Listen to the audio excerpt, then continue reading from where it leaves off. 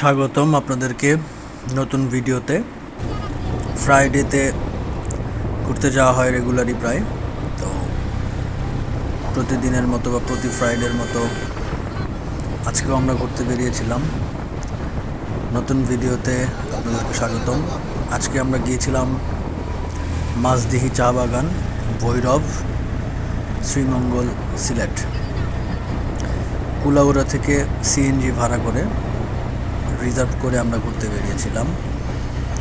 তো কুলাউড়া থেকে অনেক দিক দিয়েই যাওয়া যায়। কুলাউড়া থেকে মৌলভীবাজার হয়ে শ্রীমঙ্গলের পথে, শ্রীমঙ্গলের আগে আর একটা বাজার আছে ভৈরব বাজার। ভৈরব বাজারের বাঁ পাশ দিয়ে রাস্তা ঢুকে মাঝদিহি চা বাগানে যাওয়া যায়, এটা একটা পথ। আর একটা হচ্ছে কুলাউড়া থেকে রবির বাজার হয়ে টিলাগাঁও হয়ে কাটারকোনা, টিলাগাঁও আর এরকম ছোট ছোট কিছু বাজার পার হয়ে এরপরে মাঝদিহি চা বাগানের ভিতর দিয়ে ভৈরব বাজারে উপস্থিত হওয়া যায়। আমরা মূলত এই পথটাই অনুসরণ করেছিলাম, ভিতর দিয়ে রবির বাজার হয়ে কাটারকোনা এগুলো দিয়ে, তারপরে এই মাঝদিহি চা বাগানের ভিতর দিয়ে আমরা ভৈরব বাজারে গিয়েছিলাম। আর ঢাকা থেকে যারা আসবেন তারা একদম মৌলভীবাজার, মানে মৌলভীবাজারের আগেই শ্রীমঙ্গল এবং মৌলভীবাজারের মাঝখানের একটা বাজার ভৈরব বাজার।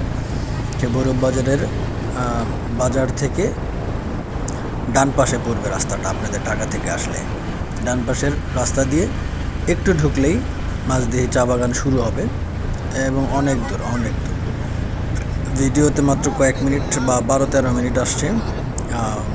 ওভারঅল সিএনজিতে মোটামুটি 20 মিনিট বা তার বেশি সময় লাগে চা বাগানের এরিয়াটা ক্রস করতে।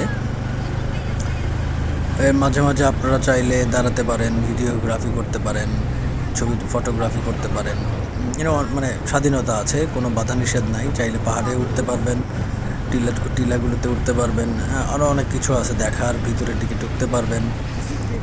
আমরা আজকে ভিতরের দিকে ঢুকিনি, শুধু মেইন রাস্তা দিয়ে ক্রস করে গেছি, মাঝে মাঝে দাঁড়িয়েছি, ছবি তুলেছি, যাই হোক মজা মাস্তি করেছিলাম। তো আপনারা চাইলে আরও সময় নিয়ে এসে আরও এদিক সেদিকে ঢুকতে পারবেন। ভিডিওর মাঝখানে, ভিডিওর শুরুর দিকেই যে দুইটা রাস্তা, মানে 3 মাথা যেটা দেখা যায়, আমরা তো এক দিক দিয়ে ঢুকে ভৈরব বাজারে গিয়েছি। আপনারা চাইলে বাম দিক দিয়ে ঢুকে চা বাগানের আরও গহীনে ঢুকতে পারবেন। তো ভিডিও দেখতে থাকুন, আশা করি চা বাগানগুলো উপভোগ করতে পারবেন। সবুজের সমারোহ, চোখের শান্তি, চোখের তৃপ্তি, চোখের ওষুধ। আর পরবর্তী ভিডিও দেখার জন্য আপনাদের আমন্ত্রণ, স্বাগতম, সাথে থাকুন। কী বলে ব্লগ বলে না কি বলে, এসব আসলে আমি অভ্যস্ত না।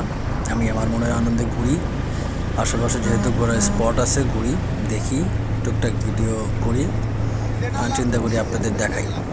তো দেখানোর উদ্দেশ্যে ভিডিও করে আপলোড দেয়া, এটা ব্লগ আকার বলেন বা যেটাই বলেন, এরকম অত কিছু চিন্তা আমি করি নাই। যাই হোক, স্বাগতম আপনাদের। আসুন দেখুন, আশেপাশে রিসোর্ট আছে, হোটেল আছে।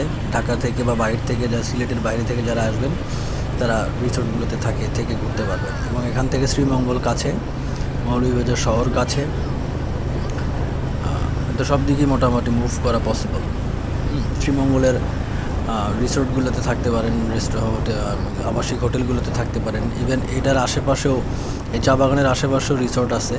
কমলগঞ্জ রিসোর্ট আছে, কমলগঞ্জে হোটেল আছে, আবাসিক আছে, এগুলোতেও থেকে ঘুরতে পারেন। নিরাপদ আছে, কোনো সমস্যা নাই। তবে মেয়েদের টিম আসলে সিএনজি বুঝে শুনে নিতে হবে, সমস্যা নাই। ঢাকার সিএনজির মতো দুই পাশে ক্রস করা থাকে না।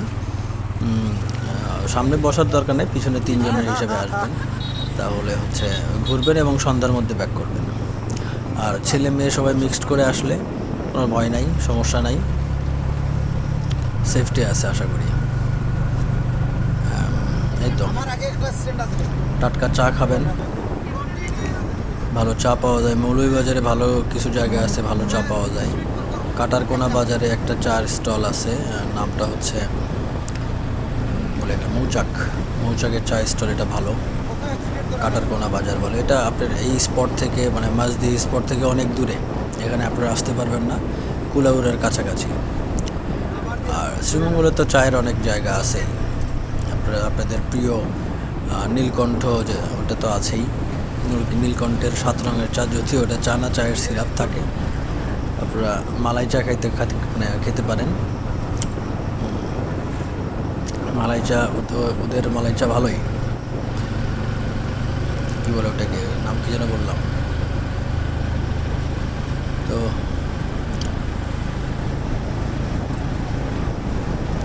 দেখুন, চা শ্রমিকরা কাজ করছে। এটা মোটামুটি 11টা-12টার দিকের সময়ের। তারা একটা নাস্তা বিরতি দিছে আর কি। চায়ের চায়ের গাড়িতে চা পাতা বোঝাই করতেছিল কিছুক্ষণ আগে দেখলাম।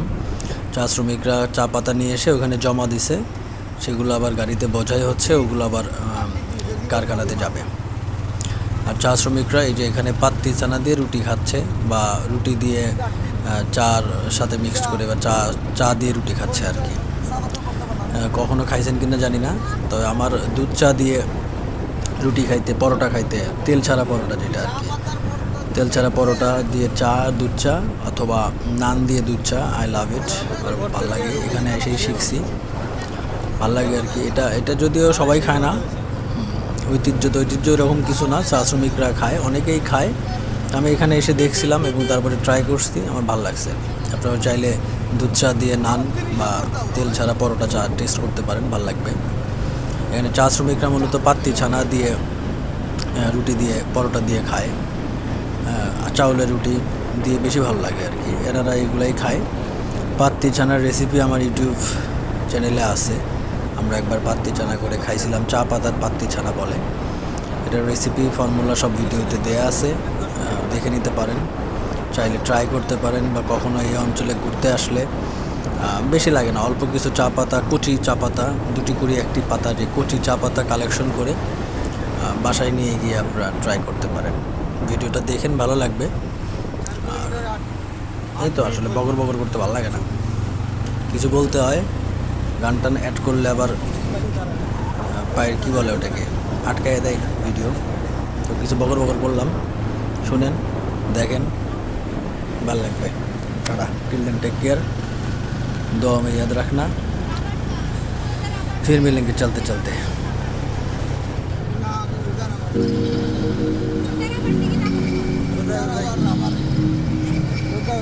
সবগুলাই হয়, ওই রাবারটা সব হয়, রাবারটাও হয়, সিলিন্ডার হয়, সব রাবারের যা আছে সবই হয়।